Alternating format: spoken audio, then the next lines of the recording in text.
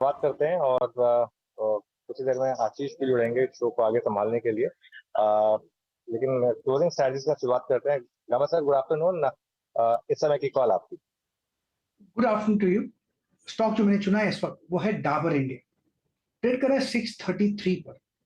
Top होना चाहिए मेरे ख्याल से 629 पर, ज्यादा नहीं, करीब 4 रुपए का स्टॉक है। ऑन द अपसाइड जो टारगेट है 644। डाबर इंडिया में एक मौका तेजी का बन रहा है। मानस, गुड आफ्टरनून, आपका ट्रेड। जी, तो देखिए ऑयल मार्केटिंग कंपनीज पे ध्यान है। जो मेरा पिक है वो एचपीसीएल है। फ्रेश ब्रेकआउट चार्ट्स पे देखने को मिला है। ट्रेंड पहले से ही पॉजिटिव है क्योंकि हाई टॉप हायर बॉटम्स पहले से ही दिख रहे थे चार्ट्स पे। तो एचपीसीएल में खरीदारी करेंगे। करंट लेवल्स पे आप खरीदारी कर रहे हैं तो आपके जो स्टॉप लॉसेस हैं वो 399 के रहेंगे। टारगेट रहेंगे 430 रुपए के, 430 के एचपीसीएल में। ये कैश लेवल्स है। अगर चाहे तो 410 का कॉल ऑप्शन जो 9 रुपए पे ट्रेड हो रहा है वहां पर 5 रुपए की स्टॉप लॉस खरीदारी कर सकते हैं और इस ऑप्शन में 20 रुपए के टारगेट सेट कर सकते हैं। ओके, एचपीसीएल लगातार ऑयल एंड गैस स्टॉक पर बात हुई। 3 दिन से एचपीसीएल बीपीसीएल में शानदार मोमेंटम है। राजेश सतपुते जी, गुड आफ्टरनून, आपकी ट्रेड क्या रहेगी? Very good afternoon Anuj ji and good afternoon everyone. Anuj ji देखिए, मेरी नजर है टाइटन पे। बहुत बढ़िया प्राइस एंड वॉल्यूम ब्रेकआउट है आज, और जिस तरह से ब्रेकआउट है मुझे लगता है इसका इमीडिएट टारगेट होना चाहिए 3640। 3640 के बाद 3700। So Titan is a buy. Stop loss होगा 3520 का और लॉन्ग करेंगे पोजिशनली बाय टाइटन। ओके, तो टाइटन में एक मौका आपके लिए साफ बन रहा है। सुदीप, आपका पिक क्या रहेगा? सुदीप, आप शायद म्यूट पर हैं। गुड आफ्टरनून हर्षदा जी। हर्षदा जी, मुझे लग रहा है कि पावर स्टॉक्स में जैसे सीईएससी में एक अच्छा मोमेंटम है। एक अप ट्रेंडिंग स्टॉक है हर एक पैरामीटर पे, डेली, वीकली, मंथली। और साथ ही साथ में पिछले 15 सेशन से जो एक कंसोलिडेशन हो रहा था 170 और 180 के बीच में, तो वहां से आज एक ब्रेकआउट आया है और वीकली कैंडल भी ऑलमोस्ट अपने हाईएस्ट ट्रेजेक्टरी पे आ गई है। मुझे लग रहा है स्ट्रॉन्ग मोमेंटम है। यहाँ पे 189 का भी करंट मार्केट प्राइस है, 184 का स्टॉप लॉस और 198 और 202 के टारगेट्स आने वाले 2 से 3 सेशंस में मुझे लग रहा है सीएससी में पोजिशनली आ सकते हैं। ओके, सीएससी यहाँ पर एक बाय कॉल, एक कैश मार्केट का स्टॉक होगा। विकास सोलंकी के पास चलते हैं। विकास जी, गुड आफ्टरनून, आपका ट्रेड। गुड आफ्टरनून अनुज जी। देखो, ओवरऑल मार्केट का सेटअप अभी भी पॉजिटिव, तो मुझे लगता है जुबलेंट फूडवर्क यहाँ पे अच्छा ब्रेकआउट दे चुका है इंट्राडे में। तो मुझे लगता है 650 के ऊपर अभी ट्रेड करते हुए देखने मिल रहा है। ऊपर में मुझे लगता है 680 के आसपास का एक अच्छा पॉजिटिव साइड मोमेंटम कैरी करते हुए देखने मिलेगा। नीचे में 640 अभी यहाँ पे इंपॉर्टेंट सपोर्ट इंट्राडे बेस पे इसने बना चुका है। तो मुझे लगता है 1 से 2 दिन के पॉइंट ऑफ व्यू से इसको बाय कीजिए। टेक्निकली डेली चार्ट पे भी एक अच्छा ब्रेकआउट, फ्रेश ब्रेकआउट इस काउंटर में देखने मिल रहा है। तो 680 के टारगेट के लिए जुबलेंट फूडवर्क को यहाँ पे बाय कर। ओके, तो जुबलेंट फूड और आज का ये टॉप ट्रेडेड काउंटर भी है। तेजी की पोजीशंस यहाँ पर अभी भी ली जा सकती है। गौरांग, गुड आफ्टरनून, बताइए इस मार्केट को कैसे अप्रोच करें, क्या खास ट्रेड है इस समय का? धन्यवाद हर्षदा जी, आपका सभी को प्रणाम और शुभ दिन हमारे तरफ से। तो धातु क्षेत्र में से हमने हिंडाल्को को पसंद किया है।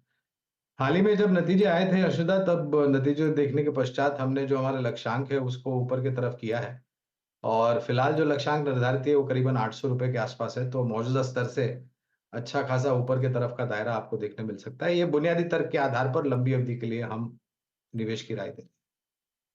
ओके, लंबी अवधि के आधार पर हिंडाल्को। देखिए हर्षदा, एक चीज है, नॉन फेरस मेटल्स में अच्छी खासी तेजी है। और एक चीज जो आई थिंक हमने परसों भी डिस्कस की थी कि जैक्सन होल के सिंपोजियम से पहले थोड़ा सा आपको कमोडिटीज में, सॉफ्ट कमोडिटीज, हार्ड कमोडिटीज, इन सब में अच्छा प्राइस एक्शन देखने को मिलेगा। क्योंकि मार्केट अब एक बेट लेगा कि फेड जो है वो एक डबिश बेट लेने वाला है। डबिश फेड आपको दिखाई देने वाला है। वो उसका आउटकम जो है वो हमारे टाइम के हिसाब से कल रात को आएगा। तो नहीं, सॉरी, कल रात को नहीं, परसों रात को आएगा, शायद फ्राइडे नाइट को आएगा। अभी तो वेडनेसडे चल रहा है। तो मुझे और लग रहा है कि अभी भी और 2-3 दिन आपके पास मौका है कमोडिटी स्टॉक्स में पोजिशनिंग बनाने का। और इंडिया के लिए एक बहुत अच्छी चीज ये हो रही है कि बाकी कमोडिटीज भली चल रही है, ब्रेंट क्रूड नहीं चल रहा है। तो ये एक अच्छी चीज है और इसका एक इम्पैक्ट आपको एचपी बीपीसीएल इनमें भी दिख रहा है। ये भी एक ऐसी स्पेस है जहां पर इसका मोमेंटम है। बेसिकली जो मैं पॉइंट अब इस समय देखना चाह रहा हूँ कि वहां फोकस करें जहां पे इस समय वैल्यू प्लस मोमेंटम दोनों है। वो ऑयल मार्केटिंग कंपनीज में इस समय, वो मेटल्स में है इस समय। और इसीलिए ये कह रहे हैं कि ये स्टॉक्स रोज आप देखिए लोअर लेवल से अच्छी रिकवरी दे रहे हैं आपको, और एक पोजिशनली भी अच्छा पैसा बना के दे रहे हैं एचपीसीएल, बीपीसीएल, आईओसी और नॉन फेरस मेटल्स। यहाँ पर इनफैक्ट एक बहुत ही इंटरेस्टिंग मोड पर ये सभी काउंटर्स आ खड़े हुए हैं और वो कमोडिटी प्ले। इनफैक्ट मनीषा को हम कुछ ही देर में अनुज जोड़ने भी वाले हैं। जिस तरह की हरकत हमने देखी थी सोने में बनती हुई दिखाई दी है, लेकिन कंसिडरिंग इस सांस को हमने छेड़ दिया है, आप देखिए हिंडाल्को जैसा ट्रेड किस तरह की एक्टिविटी दिखा रहा है, और इस पर हम सुबह में भी आई थिंक बात कर भी रहे थे। एक बार एक टेक चेक इस पर ले लेते हैं। मानस, जिस तरह का मूव देखने को मिला है इस पर्टिकुलर काउंटर में, सुमित आके ऑफ कोर्स वो सारे तार जोड़ेंगे कि किस कमोडिटी में कितना एक्शन देखने को मिला, लेकिन कंसिडरिंग इस पर अभी एक थोड़ा सा रेफरेंस पॉइंट आ गया है 689 के आसपास, कैसा प्ले है ये? हिंडाल्को में 2 दिन पहले इंडिकेशन मिले थे जब स्टॉक ने 640 का स्तर ब्रीच किया था, 20-डे मूविंग एवरेज को रीगेन किया था। तो अब 3 दिनों की रैली के बाद यहाँ पर खरीदना थोड़ा सा मुश्किल है, लेकिन अगर किसी के पास लॉन्ग पोजीशन है तो आप बने रह सकते हैं। 674 पे स्टॉप लॉस रिवाइज करके रखिए। अगर 700 रुपए के ऊपर स्टॉक सस्टेन हुआ तो जो नेक्स्ट टारगेट होगा वो 730 रुपए के आसपास का होगा। फिलहाल आपके लिए एक अपडेट आता हुआ है। एम्बेसी ऑफिस पार्क्स की तरफ से एक अपडेट आ रहा है। कंपनी ने बैंगलोर में कॉमनवेल्थ बैंक ऑफ ऑस्ट्रेलिया को करीब 1.4 मिलियन स्क्वायर फुट जगह लीज पर दी है, तो इनके लिए ऑफकोर्स एक पॉजिटिव करीब 374 के आसपास वो स्टॉक ट्रेड करता हुआ। चलिए कुछ और अपॉर्चुनिटीज़ इस मार्केट ने जो आज पकड़ी हैं उसको रिविजिट करते हैं। और उसमें सुबह में आपको याद होगा जब हमने मार्केट खोला तो बात की फार्मा कंपनियों की। डीवीज लैब देखिए, डॉक्टर रेड्डीज देखिए, इप्का लैब्स देखिए, ग्लेनमार्क देखिए, पूरा पैक है जहां पर मोमेंटम बना हुआ है सुबह से ही। वो फार्मा इंडेक्स आउट परफॉर्मर साबित हुआ है। डीवीज लैब आज का टॉप ट्रेडेड काउंटर। क्या जो मौका था वो पूरी तरह से स्क्रीन पर आ गया है, या फिर मानस आपने आई थिंक 5040 तक का टारगेट दिया था, मैं आपके पास वापस आ रही हूँ, वो अचीवेबल लग रहा है राइट? इस ट्रेड को राइड करना चाहिए कंसिडरिंग आज अच्छे वॉल्यूम्स पर ये स्टॉक टिका है 3-3.5% ऊपर। तो बिल्कुल देखिए उस ट्रेड को राइड करना चाहिए, केवल स्टॉप लॉस को थोड़ा एडजस्ट कर लीजिए। स्टॉप लॉस अब रहेगा 4840 का। 4840 के स्टॉप लॉस से बने रहिए। सबसे पहले करीब 4990 के टारगेट है, लेकिन उसके ऊपर 50,050 तक के टारगेट पॉसिबल है डीवीज लैब में। ओके, तो ये फिलहाल आपके लिए एक अपॉर्चुनिटी डीवीज लैब में साफ बनती हुई दिखाई दे रही। 5040 तक के लेवल्स आगे डेफिनेटली बनने की गुंजाइश यहाँ पर बन रही है। फार्मा कंपनियों में कोई ट्रेड सुदीप जो आपने इनफैक्ट आज राइड करवाया है अपने क्लाइंट्स को, या फिर अब मौका देखा है तेजी का? हर्षदा जी, मुझे लग रहा है जो हिसाब से डॉक्टर रेड्डी में मोमेंटम यहाँ पे है 7000 के ऊपर जैसे ही स्टॉक निकला। प्रीवियस मेरे ख्याल से पिछले 4-5 सेशंस के पहले 2-3 दफा ऐसा हुआ था कि 7030-40 तक स्टॉक गया था और वहां से करेक्ट हो गया था 67-60-750 के आसपास। तो अब जो हिसाब से ये मोमेंटम वापस से रिन्यूड मोमेंटम देखा है, प्रीवियस सारे जो स्विंग हाइस के ऊपर अब स्टॉक ट्रेड कर रहा है, और साथ ही साथ जो ये लार्ज कैप फार्माज है वहां पे एक बढ़िया मोमेंटम नजर आ रहा है। तो मुझे लग रहा है डॉक्टर रेड्डीज भी यहाँ से 7200 7230 तक का एक अप मूव दिखा सकते हैं 6900 के स्टॉप लॉस से। और सन फार्मा में भी एक अच्छा मूव लग रहा है यहाँ से। मुझे लग रहा है 4 से 5% का मूव सन फार्मा में भी आ सकता है। तो अभी भले फिलहाल फ्लैट है, पर मुझे लग रहा है कि ये very soon it will catch up with the entire pharma rally. तो ये दोनों स्टॉक्स मुझे लग रहा है ध्यान में रखने चाहिए, डॉक्टर रेड्डी और सन फार्मा। डॉक्टर रेड्डी, सन फार्मा जैसे ट्रेड्स पर नजरें बनाए रखें, यहाँ पर एक ट्रेड का मौका है।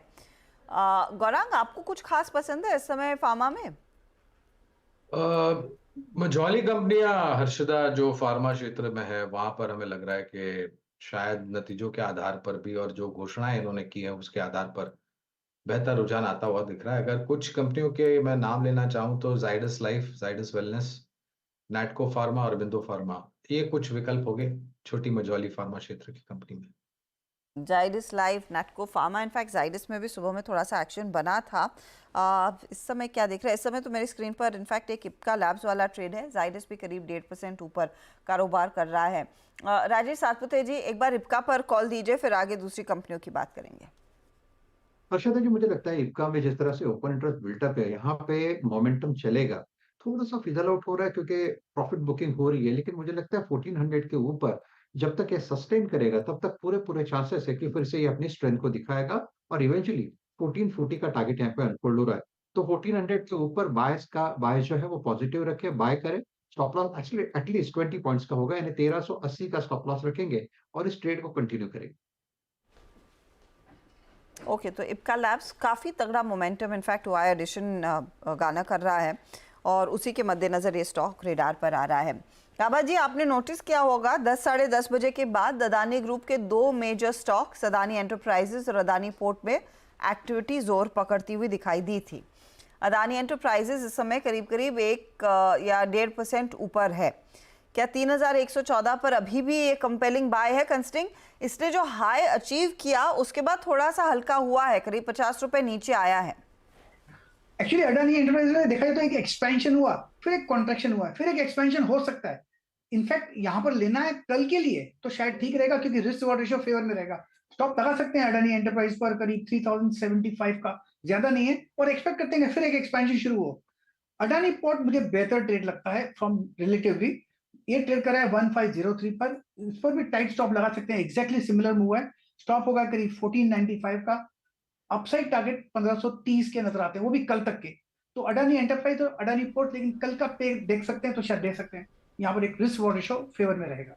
ओके, तो रिस्क रिवॉर्ड रेशियो थोड़ा सा फेवर में दिख रहा है अदानी पोर्ट में वर्सेस अदानी एंटरप्राइजेज, लेकिन दोनों में एक बहुत तगड़ा स्पाइक देखने को मिला था 10:30-11 बजे के बीच में। उसके बाद थोड़े से नरम हुए हैं, लेकिन अभी भी अच्छी खासी तेज़ी इन स्टॉक्स में बनी हुई है। एक बार निफ्टी आईटी स्क्रीन पर लेकर आते हैं और देखिएगा आप प्लीज़ टीसीएस को, साथ ही आपके जो दूसरे मिड कैप आईटी कंपनियां, क्योंकि डे लो से अब थोड़ी सी चाल इनकी बेहतर होने लगी है। भले ही वो तब पॉजिटिव मूव ना आया हो, लेकिन 85 अंक ऊपर टीसीएस कोशिश ज़रूर कर रहा है। विकास, टीसीएस में इस समय ट्रेड है या फिर कुछ टाइम लेंगे आप वो एक कन्विंसिंग बाय आने के लिए? जी, अगर टीसीएस की बात करूँ तो कल भी हमने देखा था कि ऊपर में एक रेजिस्टेंस फेस होते हुए देखने मिल रहा था 45-60 के आसपास का। आज भी हमने देखा है कि उसी रेंज के आसपास जाके रुक रहा है, लेकिन अभी भी इसमें एक मुझे लगता है कि अप ट्रेंड अभी भी कंटिन्यू कर सकता है। ऊपर में अगर ये रेंज क्लियर करता है 45-60 के ऊपर में, तो मुझे लगता है 46-70 के आसपास का एक अच्छा खासा अप मूव यहाँ पे देखने मिलेगा। हालांकि नीचे में जो इम्पोर्टेंट सपोर्ट है वो 4500 के आसपास का ही है, तो अभी इसी रेंज के दायरे में ये ट्रेड करते हुए देखने मिल रहा है। तो अगर ये 45-60 अगर ये ऊपर की तरफ निकलता है तो वहां से मुझे लगता है 46-70 के आसपास का एक अप मूव यहाँ पे टीसीएस में देखने मिल सकता है। कंपैरेटिवली अगर दूसरा कोई बात करना तो मुझे टेक महिंद्रा यहाँ पे अच्छा लग रहा है, वहां पे एक अच्छा मोमेंटम अभी भी लग रहा है कैरी करते हुए देखने मिलेगा। 1640 के ऊपर अगर ये भी निकलता है काउंटर, तो वहां से भी एक अच्छा मोमेंटम कैरी करेगा ऊपर में 1670-1680 के आसपास का एक पॉजिटिव रिजल्ट यहाँ पे टेक एम में भी देखने मिल सकता है। टेक महिंद्रा में भी शायद एक निचले लेवल से रिकवरी देखने को मिलेगी। टीसीएस में तो साफ